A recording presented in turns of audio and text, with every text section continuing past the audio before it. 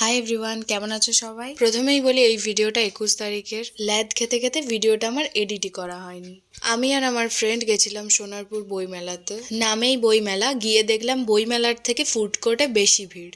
আমরাও একটু বইমেলাটা ঘুরে ফুড কোর্টের দিকে চলে এলাম। চলো কি কি খেলাম তোমাদের সাথে সেটা শেয়ার করি। প্রথমেই নিয়েছিলাম একটা স্পাইরাল পটাটো, তারপর দুজন চলে গেছিলাম কাবাব খেতে। আর কাবাব খেতে তো সবাই ভালোবাসে। প্রথমেই নিয়েছিলাম 1 প্লেট রেশমি কাবাব, তারপর আমরা আবারও 1 প্লেট চিকেন টিক্কা কাবাব নিয়েছিলাম।